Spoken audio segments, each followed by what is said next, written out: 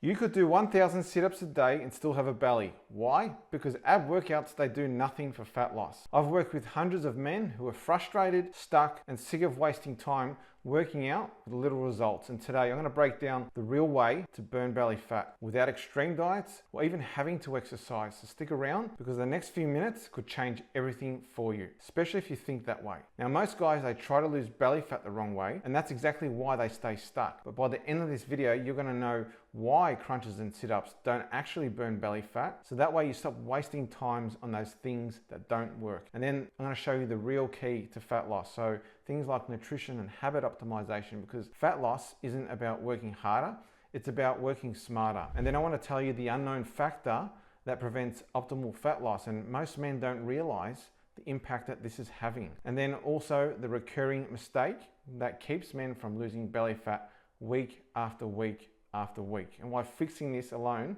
can make all the difference. And if you think this is going to be some generic eat less, move more advice, it's not, because I'm going to show you exactly what works, why it works, and how you can start implementing this in the next 24 hours. How do I know this, and why should you listen to me? It's because I've helped over 400 busy professional men do this, and they've all had great results from it. And I've been in the weight loss and health industry for over 25 years, and I know what works and what doesn't. So let's get started. Do you know that there's actually more millionaires in the world than there are men with six packs? And if sit-ups on their own actually worked, there'd be a lot more men with six packs, but they don't. I've had men come to me that have done endless sit-ups every single day, yet they still have a belly, and they've been doing it for a very long time because it barely did anything for them. And the reality is you cannot out crunch belly fat because you can't spot reduce fat. Some people think if I work out a certain area of my body, that's going to burn fat in that area. Like females might think if I burn fat around the thighs, then that's going to help me lose fat around the thighs. No, it's not. Your body determines where it takes the fat from, where it burns the fat. And your body also determines where it distributes it. And it's according to your genetics, a lot of it, and your hormones too. So for example, if you're a male, you're going to be more likely to store the fat around your belly. Whereas for females, it could be more around the thighs,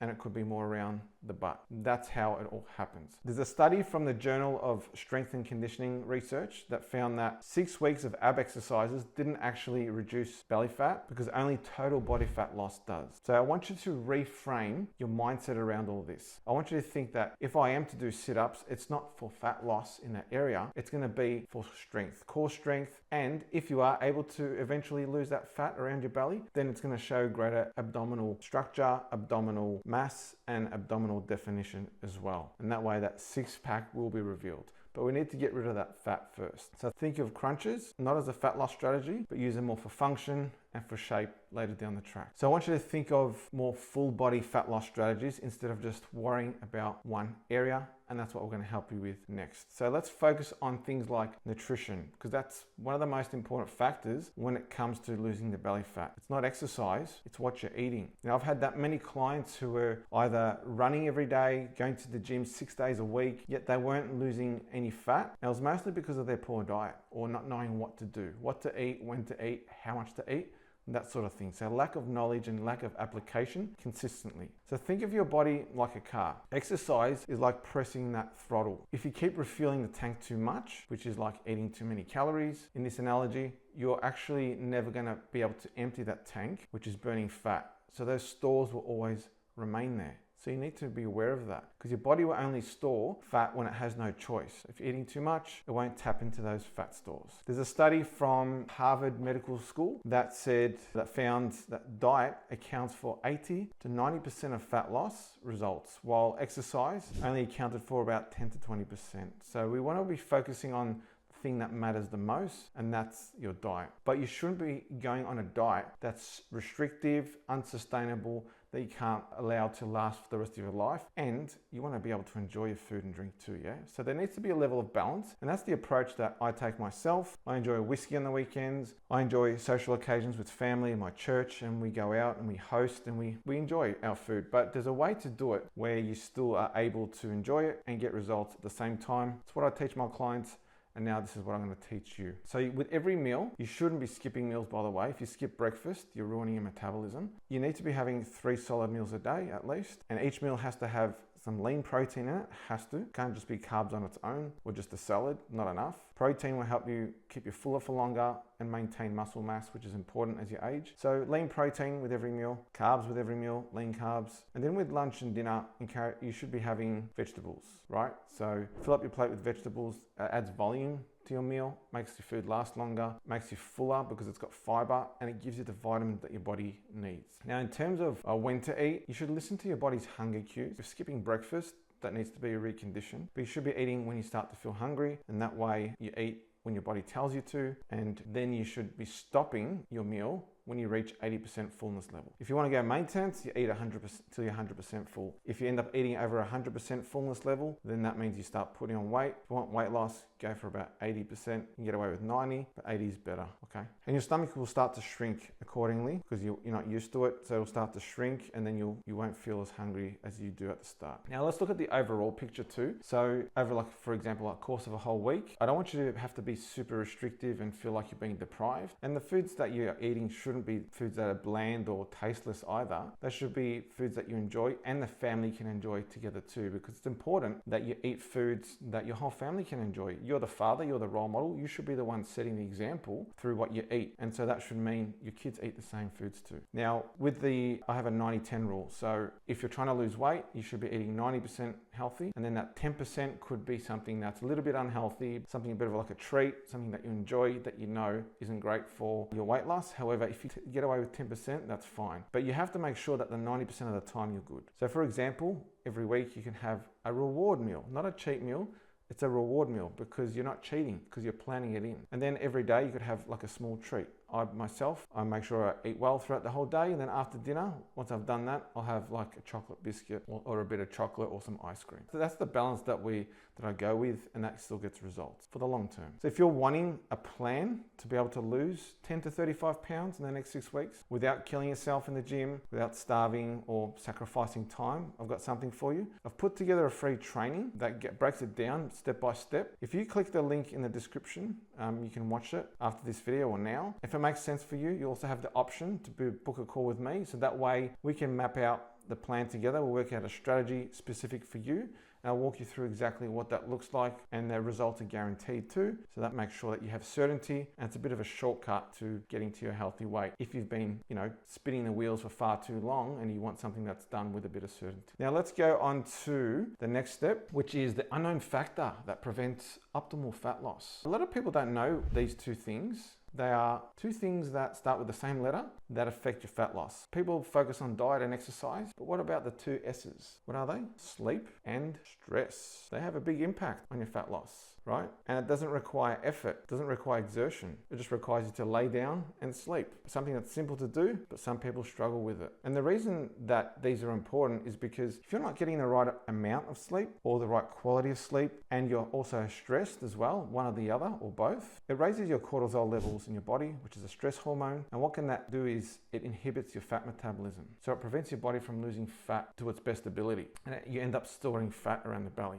So we want to minimize that cortisol being released in the body. To give you an example, last year I had a bit of stress around my business. I was taking on a lot of workload. I was getting a lot more clients through, and I was handling a lot of the clients myself. As a result, I was lacking in sleep and I was higher in stress. I ended up hiring 2 coaches, which enabled me to ease my workload, ease the stress. My stress levels dropped, my sleep increased, my diet stayed the same, my exercise stayed the same. However, I managed to lose fat around my belly just because of those things. Sleep improved, stress decreased. So that's how crucial it is, guys. You can have the best exercise and diet regime in the world. However, if these two things aren't optimized and in the right places, it's going to affect the ability of your body to lose fat. So what should you do about it? I want you to prioritize it first of all. Now that you know about it, you need to put it as a priority. So if your sleep's not up to scratch, making sure you're getting 7 to 8 hours of sleep a night on average. You can catch up the next day or two, but don't let it drag on for too long. The other thing is your quality of sleep, making sure that you're having solid sleep. And if you're getting interrupted sleep, then you need to do something about it. If you've got sleep apnea or snoring, that needs to be sorted out as well, because that affects your oxygen delivery and that affects your sleep quality. So if you're waking up feeling lousy and not energized, that means your quality of sleep is poor. Then with your stress as well, you need to make sure that your stress is managed correctly, finding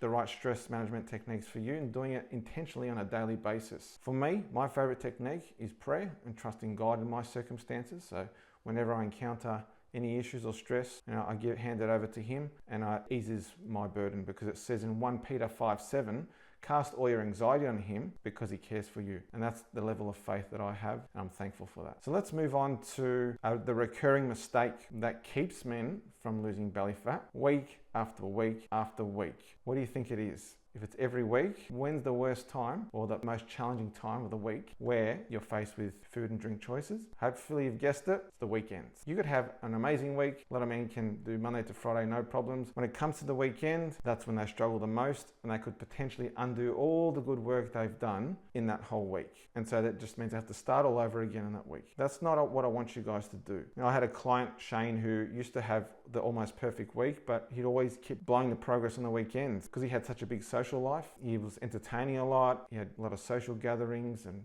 visitations, that sort of thing, and it became difficult. So what we did was we have strategies around that. What I do with my clients is, before that weekend comes, we have a battle plan. What is it that you're about to encounter this weekend? Rather than going to it unplanned for, on the back foot, we want to go on the front foot. That's why I call it a battle plan. Let's go into battle with some strategy. And so we say, what can we do about this? How are we going to tackle this? And that way, that mindset is pre-framed, and you go into it with a lot more clearer path and less chance of you screwing up and losing that progress. Alcohol consumption as well, that adds extra calories on the weekends when people drink. Some don't, some do, but that can lower your inhibitions, and it ends up leading to worse food choices too. When you're around social settings, you might feel a bit of pressure and obligation to eat. You need to make sure you do something about that, because your health is paramount compared to other people's opinions. Okay, so what I want you to do is every weekend, like on a Thursday or Friday, I want you to plan your weekend ahead, and don't go into those social events blindly. So have that battle plan. And then when you're encountered with certain meals or drink choices or snacks, ask yourself, like, this is what I do. I go, are these calories worth it? Is it worth me having that? And I'm very selective with what I eat. And like, ask yourself, how much is this going to set me back? Worked hard all week. Are these choices really worth me having to wait another week before I get my goals?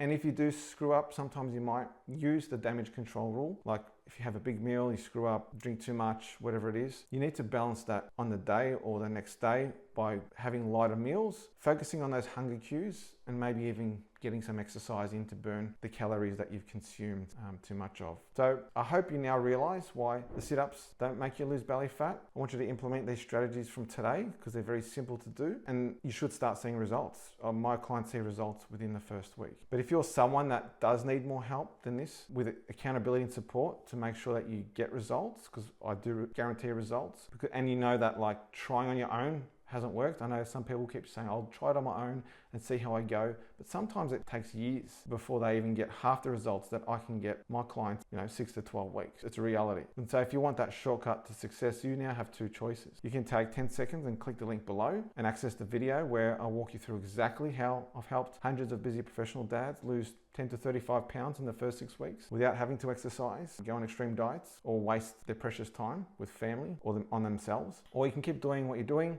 hoping something changes, and then time slips away, 1 year, 2 years, 3 years, and nothing's changed. That belly fat stays right where it is. Your health has deteriorated. You've gone through those years unhappier. Like most guys wish they started sooner. Don't be that guy. So if you need help, click the link, watch the video, get some more information, and let's make sure that we ditch that dad fat for good. All right, guys, look after yourself so you can look after your family. Bye.